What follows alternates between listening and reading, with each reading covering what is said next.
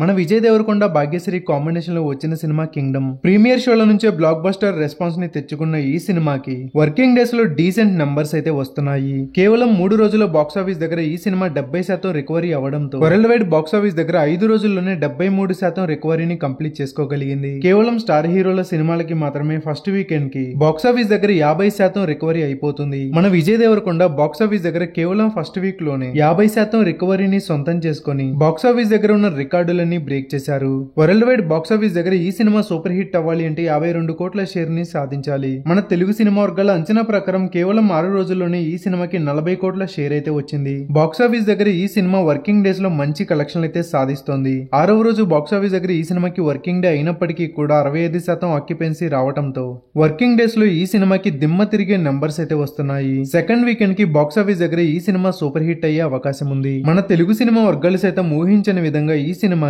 Long run లో ఎక్కువ కలెక్షన్లు వచ్చే అవకాశం అయితే ఉంది.